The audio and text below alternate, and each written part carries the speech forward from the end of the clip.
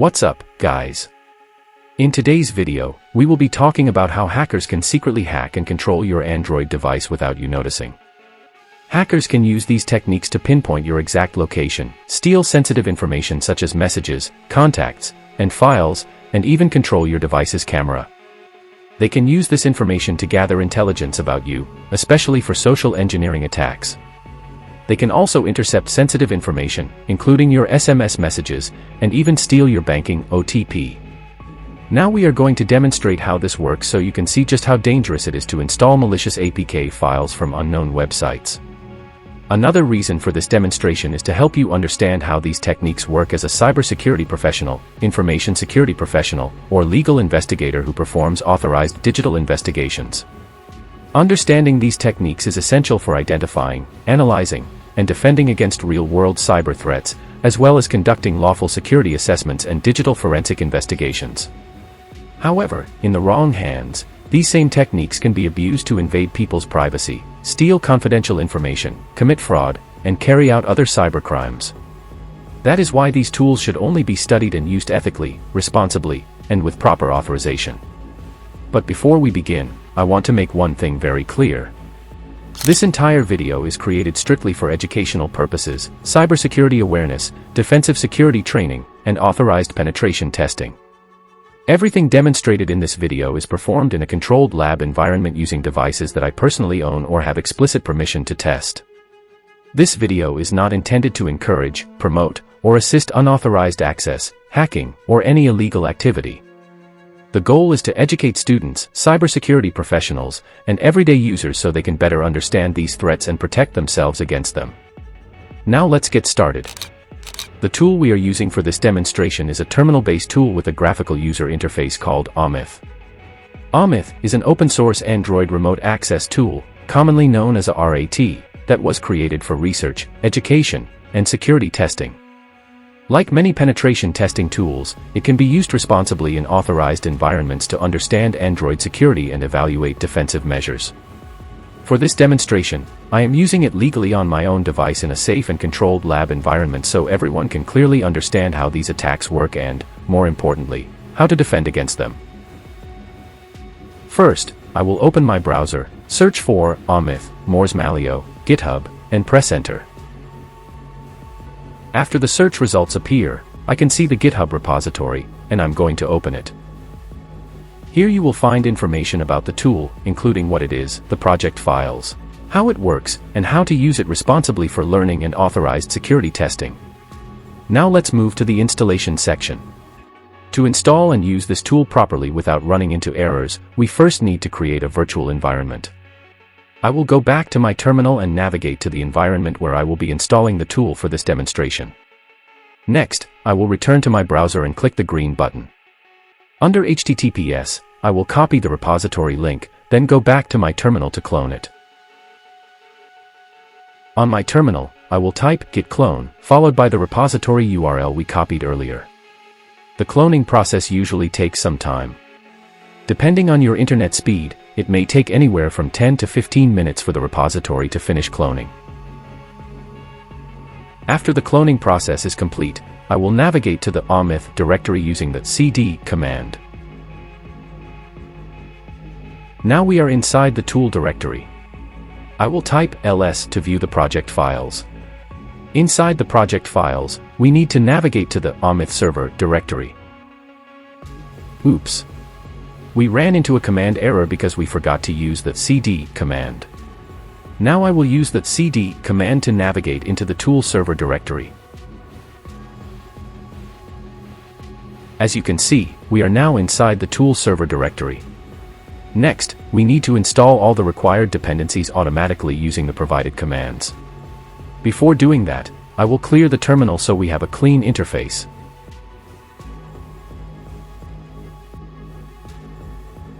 As you can see, we are still inside the correct directory. The next step is to type sudo, followed by bash, then copy the auto install Linux command, paste it into the terminal, and press enter. It asks for my computer password, so I will type it and press enter.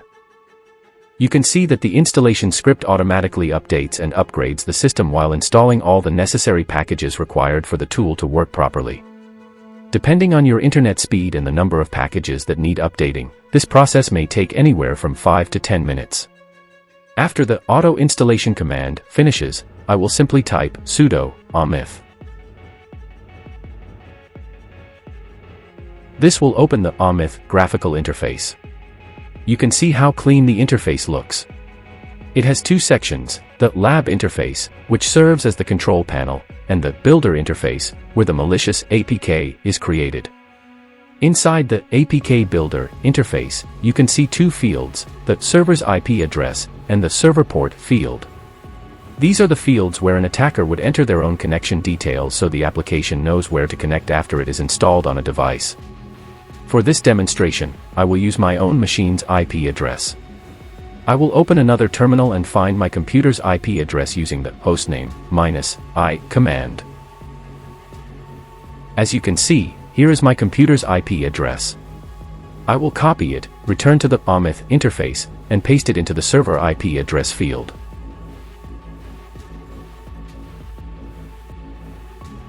Next is the port address field. Here I will use 4444 as the port number.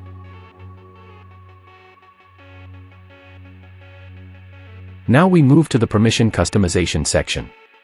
This is where an attacker chooses which permissions will be included in the malicious application, depending on the type of information they want to collect from the target device. For this awareness demonstration, I will enable all the permission boxes. This means all the selected permissions will be included in the APK so we can safely observe the capabilities of the tool in this controlled environment. After that, I will click the red button labeled Build, which tells the tool to build the APK.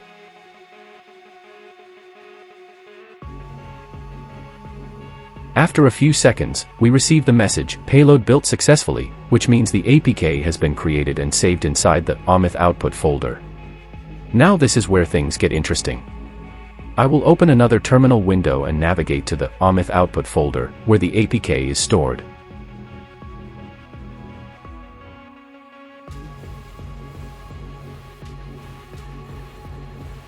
Here you can see the APK file.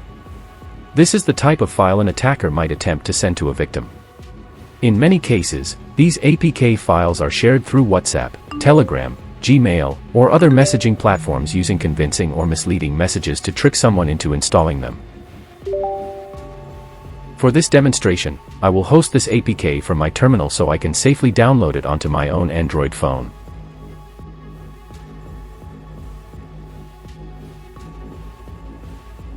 Now, on my phone, I will open my browser and enter my computer's IP address along with the port number I used to host the file. As you can see, here is the APK file. I will click the file to download it. The APK has now been downloaded successfully. Next, I will open my phone's downloads folder. Here you can see the APK file that we just downloaded. The next step is to install the APK on my own device.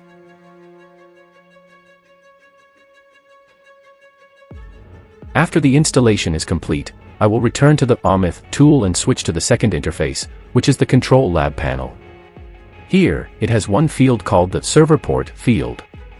I will enter the same port number that I used while building the APK. This allows the server to listen for the incoming connection from the application running on my own device during this demonstration. Now, on the device, I will simply open the application.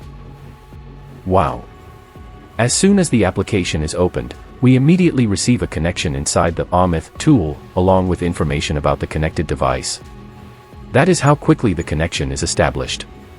Now this is where it becomes even more interesting. I will open the Control tab. This is the section where data can be collected from the connected device. First, let's look at the Camera tab. This is where an attacker could attempt to access the device's camera. Under the Camera tab, there are two sections, the front camera and the back camera. The front camera is used to capture images using the front camera, while the back camera is used to capture images using the rear camera. For this demonstration, I will use the back camera to capture an object behind my phone.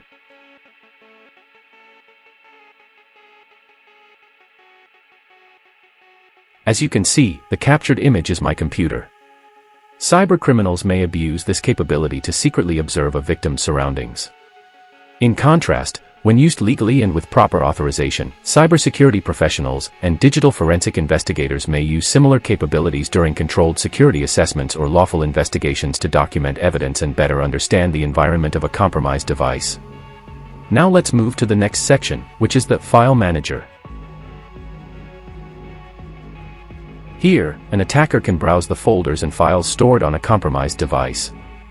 This may include videos, pictures, personal documents, bank statement files, and even cryptocurrency-related documents, which could result in serious financial losses if stolen. They can also save copies of these files onto their own computer. When used ethically and under proper legal authorization, similar capabilities can assist incident responders, digital forensic analysts, and law enforcement investigators in recovering evidence, analyzing compromised systems, and investigating cybercriminal activities. Now let's move to the next section, which is the microphone. An attacker may abuse this feature to record audio from a compromised device without the victim's knowledge. For this demonstration, I will configure the tool to record audio for 30 seconds so we can better understand how it works.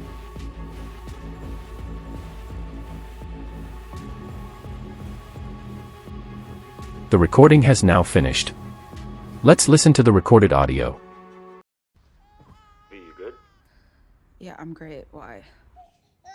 I mean, you did lose your mother yesterday. Yeah. After listening to the recording, the attacker could also save the audio onto their own system for later use. When used ethically and with proper authorization, similar audio collection capabilities may assist digital forensic experts in documenting evidence during lawful investigations or validating security controls during authorized security assessments. Now let's move to the next section, which is the location. This section is used to determine the location of the connected device and display nearby landmarks or buildings. Cybercriminals sometimes misuse location information to monitor victims, plan physical crimes, or carry out targeted social engineering attacks. As you can see, my current location is City Hall Park in New York. When used ethically and under proper authorization, location information can assist incident responders, security professionals, and investigators in tracking lost corporate devices, verifying incident reports, and supporting lawful digital investigations. Now let's move to the next section, which is the contacts. Here, the attacker can view the contacts stored on the connected device, including sensitive phone numbers such as a victim's bank account manager phone number. Cybercriminals may abuse stolen contact information to impersonate trusted individuals, launch phishing attacks, spread malware, or carry out targeted social engineering scams. Now let's move to the next section, which is the SMS section. This is one of the most important sections to understand because it contains two interfaces. The first interface is the Send SMS tab. A cybercriminal could abuse this feature to send messages from the victim's phone to people in their contact list. For example, they could send a message like, "Hey, Abbott, can you help me out? I need an Apple gift card as soon as possible. I will pay you later. Just text me the code." Then they simply click the send button. The recipient may believe the message genuinely came from their friend and could send the requested gift card without realizing the phone has been compromised. The second interface under the SMS tab is the SMS list tab. Here, a cybercriminal can view messages stored on the victim's device. These messages may include sensitive information such as banking notifications and transaction (OTP). If a cybercriminal gains remote access to SMS messages, they may attempt to intercept verification codes, bypass account security, and take over online accounts. Now let's move to the final section, which is the call logs. Cybercriminals may use call logs to profile victims, identify trusted contacts, plan convincing impersonation attacks, or gather intelligence for future social engineering campaigns. As you have seen throughout this demonstration, Omith is a powerful Android remote access tool designed for research, education, and security testing. Like many penetration testing tools, its impact depends entirely on the person using it. In the hands of a cybercriminal, it can be abused to compromise privacy, steal sensitive information, and monitor victims. However, in the hands of an ethical cybersecurity professional, incident responder, or digital forensic investigator, similar capabilities can help identify security weaknesses, investigate cyber incidents, analyze malware behavior, and collect digital evidence during authorized investigations. The tool also includes a bind section inside the APK builder, which allows a malicious payload to be embedded into another Android application. Cybercriminals sometimes misuse this technique by disguising malware as games, utility applications, or fake, free money apps in an attempt to trick users into installing them. All of the information collected from the connected device is stored on the operator's computer, whether that operator is a cybercriminal abusing the tool or a legitimate forensic expert performing an authorized investigation. The collected data can then be reviewed later for analysis or evidence. The best way to protect yourself is to avoid installing APK files from unknown websites or untrusted sources. Always review the permissions requested by every application you install. If an application requests permissions that are unnecessary for its intended purpose, treat it as a potential warning sign. Remove any permissions the application does not genuinely need. If you must grant certain permissions, consider enabling Android's pause app activity settings so unused applications automatically lose unnecessary permissions and temporary files can be cleaned up over time. Understanding tools like this helps security professionals strengthen defenses, improve malware detection, educate users, and build more secure systems. By learning how these attacks work in a responsible and ethical way, we become better prepared to recognize threats, respond to incidents, and help create a safer digital environment for everyone. Before we wrap up, here is one final disclaimer. Everything shown in this video was performed legally in a controlled environment using devices that I own or have explicit permission to test. This content is intended solely for cybersecurity education, awareness, defensive security, digital forensics, and authorized penetration testing. It must never be used to gain unauthorized access to any device, account, or network. Any attempt to misuse the information demonstrated in this video for illegal purposes is entirely your own responsibility. Always follow applicable laws, obtain proper authorization before testing any system, and use these techniques only to improve security and protect others. If you found this video helpful, kindly subscribe and turn on the notification bell for more cybersecurity and awesome videos like this. Thanks for watching, and I will catch you in the next one.